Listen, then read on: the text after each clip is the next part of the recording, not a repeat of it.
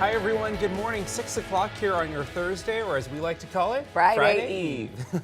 I'm Tim Pham. And I'm Channing Curtis. Meteorologist Thomas Patrick, though, is getting us ready for the day ahead by telling us the forecast. So Thomas, yesterday was a pretty rainy one, but I personally enjoyed it. But what does today have in store? Yeah, I enjoyed it too from yesterday, but we also got a bit of sunshine in the afternoon that just offset that a little bit. So it wasn't too bad to finish the day. Today, less rain, but not a perfect forecast. We're not quite fully there just yet.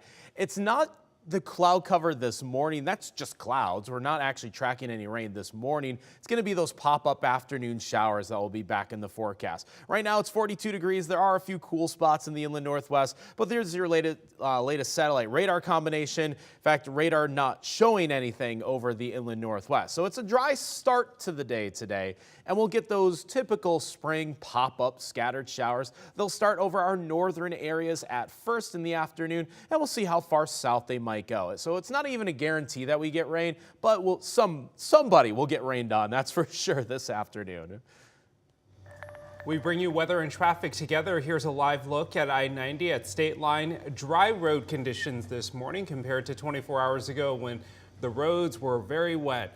Though this morning I am seeing some slowdowns in the Spokane area between Altamont and Freya off of East 3rd Avenue. This, of course, is because a lot of that traffic is being diverted off of the interstate for people trying to exit at Freya. So we'll keep an eye on the conditions for you this morning. We'll bring you live updates as we get them.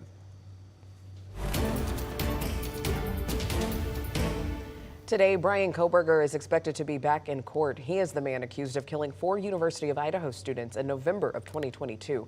Now, in today's hearing, the defense is set to call a witness to testify on several motions accusing state prosecutors of withholding evidence.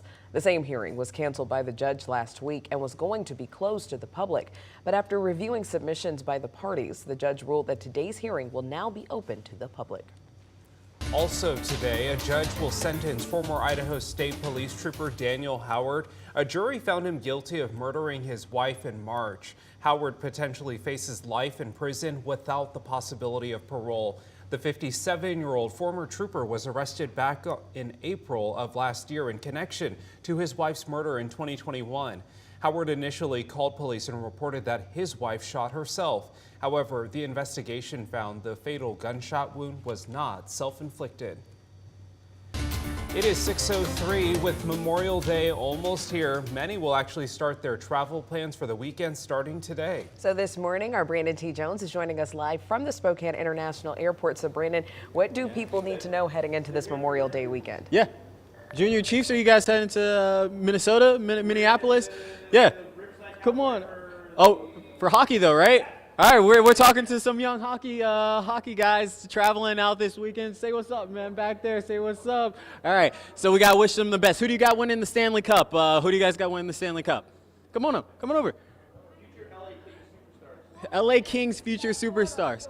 Florida, that's who Florida I'm rocking Panthers. with. That's where I'm from. I'm from Florida, so we're rocking with the Panthers. They came up short last year. I got Dallas. You got Dallas? Sweeping Edmonton. Well, like that's one of our anchors is from Panthers. Texas. Panthers? Yeah. All right, so they all got the Panthers. What positions do you guys play? Center. Center? Defense. Defense? Winger. All right, look at these guys, man. Hey, they look pretty tough. I wouldn't want to square up with you guys as well, man. But hey, safe travels out there, and that's what we're talking about this morning, pretty much. Talking about Memorial Day travel. I met some guys earlier that were going to Minneapolis from the Junior Chiefs. So what's your team out here?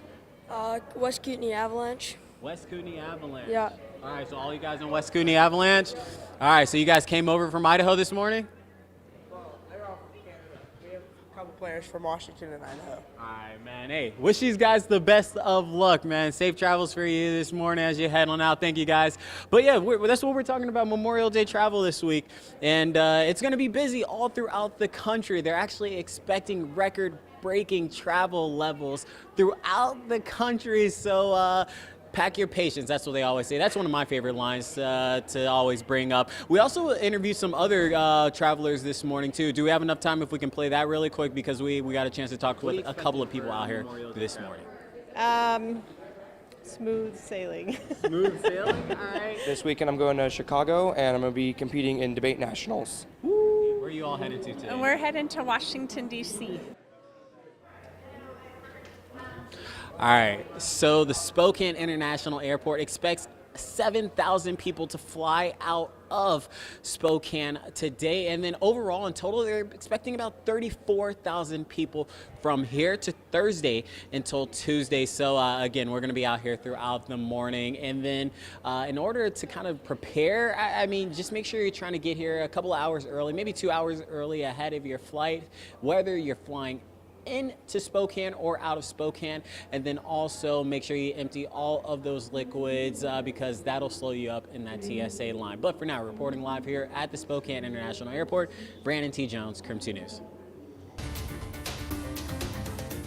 Taking a look at some new video into our newsroom this morning. Yesterday, the city of Temple in Texas issued an emergency declaration after an incredibly damaging tornado swept through the area. The city says emergency services were prioritizing life-saving calls and that roads were dangerous, closed, or just impassable. So this morning, our Dallas station is giving us a closer look at the damage.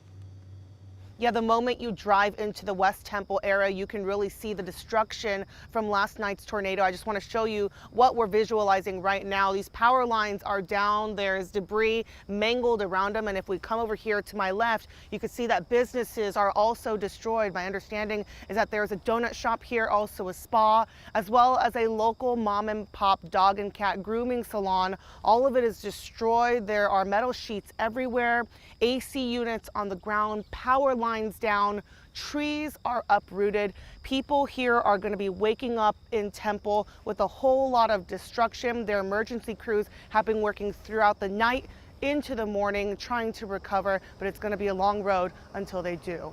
In Temple, I'm Tiffany Liu.